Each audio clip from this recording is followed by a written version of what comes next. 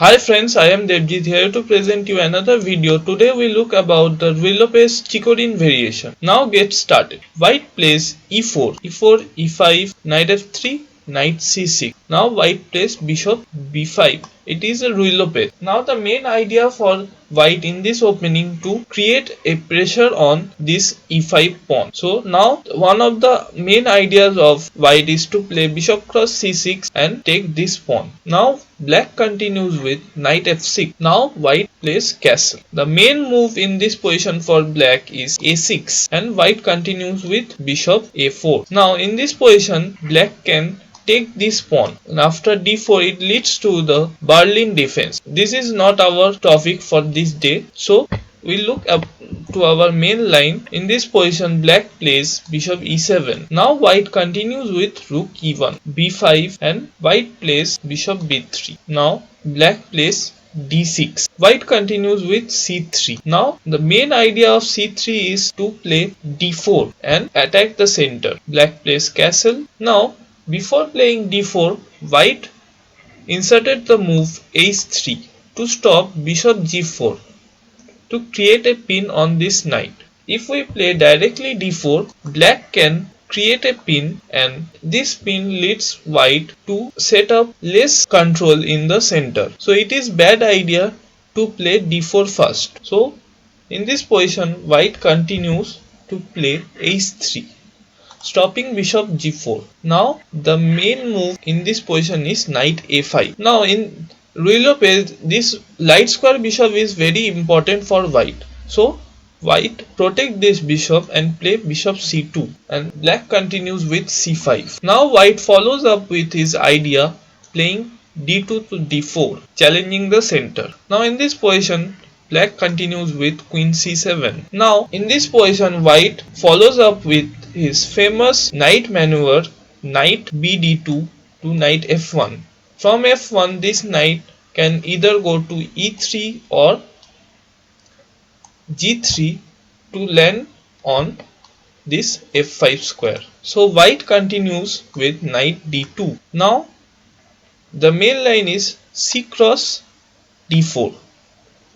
White plays c cross d4.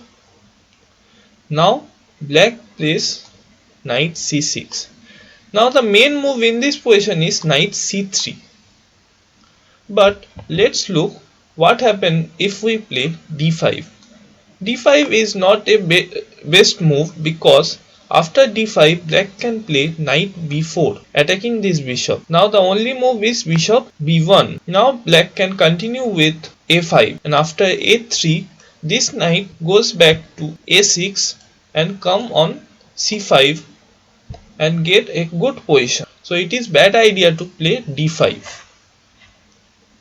So white continues with knight b3. Now after a5 white protects the d4 pawn with his bishop e3.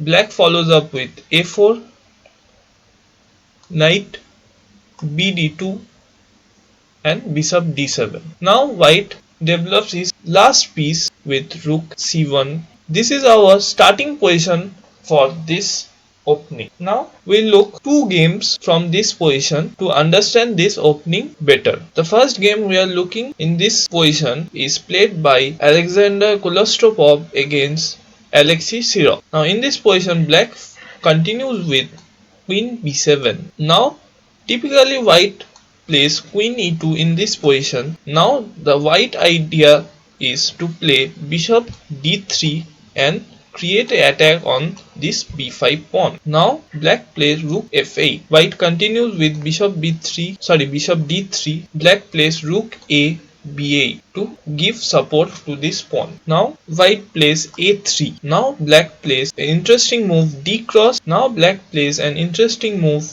e cross d4. After knight cross d4, black plays knight e5. Now in this position black gets an isolated pawn on d6, but according to black's point of view, black got an active piece play in this position, and from white side the white pieces are bit congested.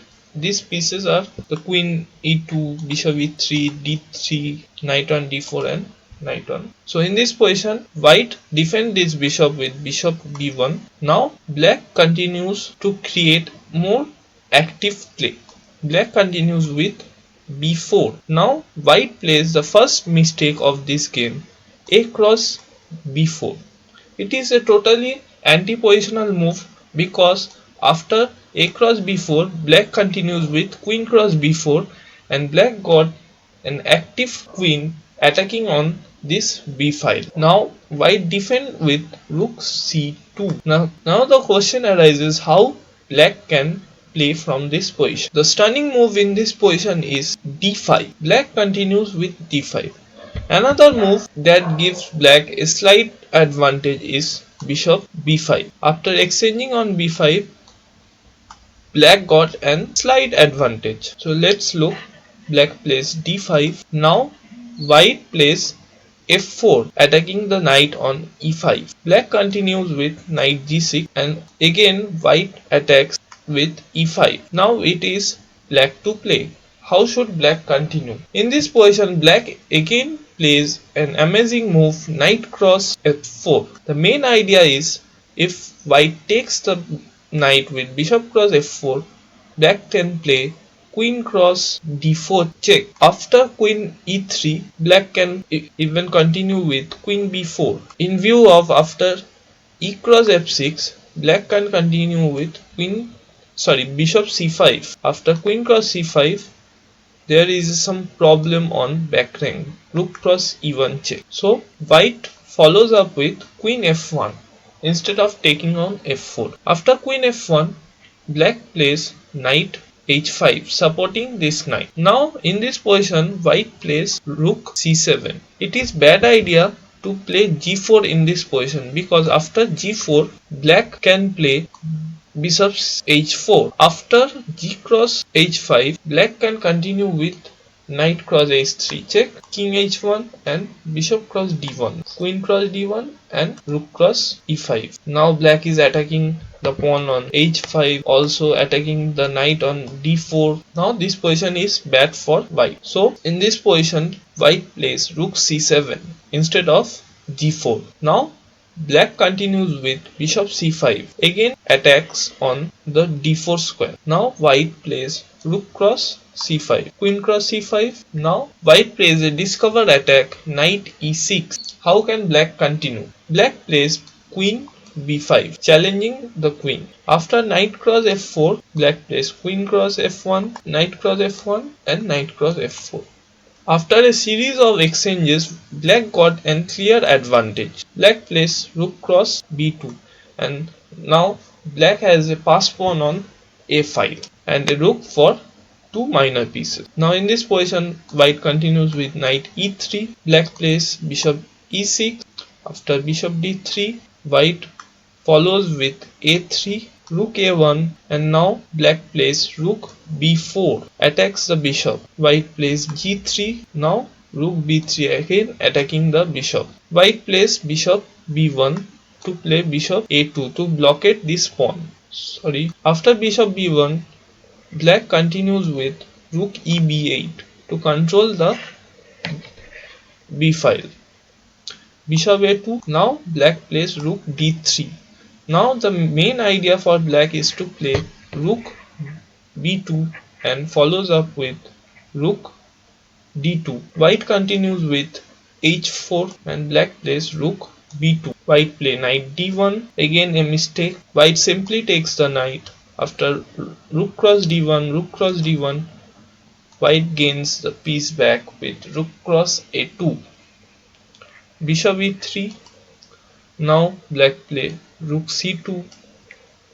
After rook c1, black plays a2. Now this pawn is unstoppable. So in this position, white resign. Let's look this game played by Veselin Topalov against Vassily Ivanchuk. Let's see quickly the starting position.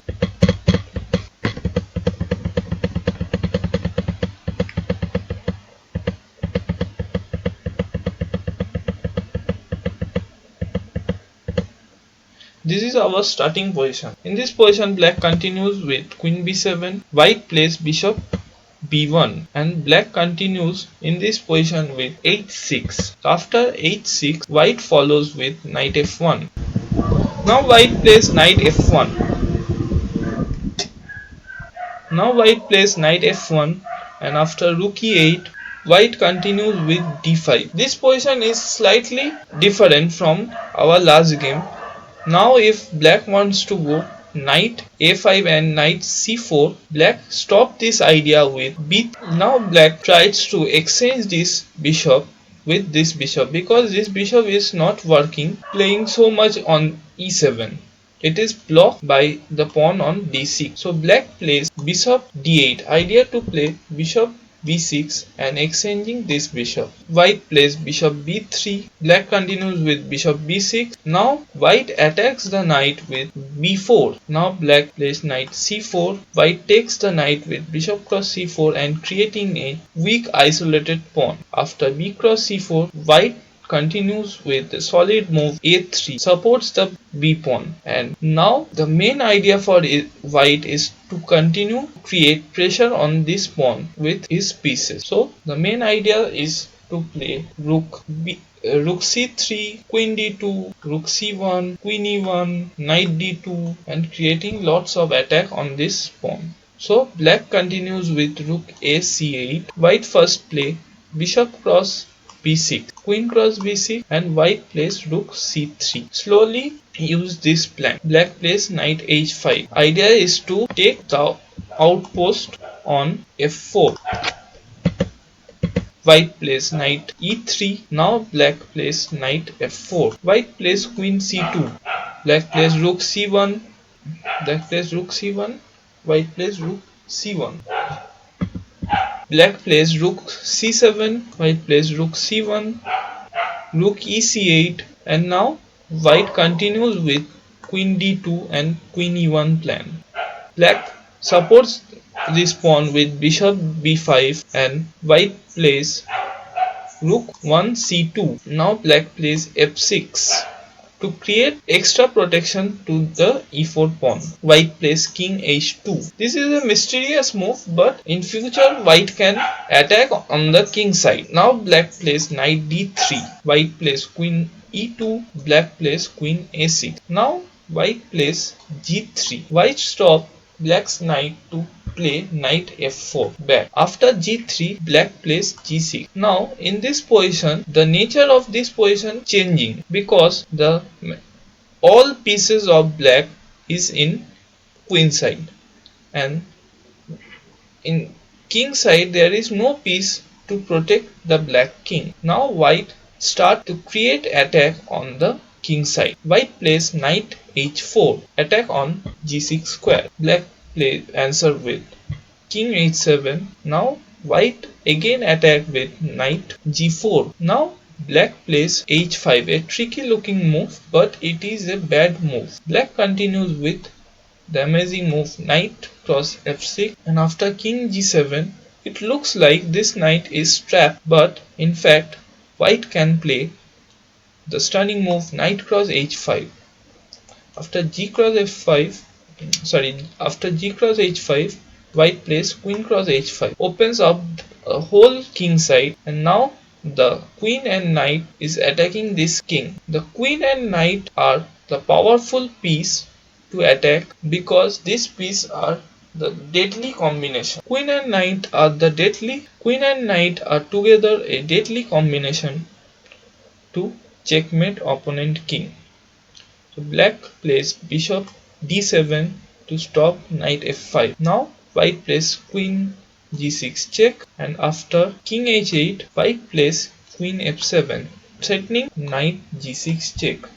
Now black has to stop knight g6 with rook g8 force. Now finally white plays rook cross. After c cross d3, white follows up with rook cross c7, a full piece up. If black plays d2, white can answer with queen h5 check. After king g7, rook cross d7. So after queen f7, black resign in this position. I hope you all enjoy this video. If you like this video, please subscribe and click the bell icon to get further notification.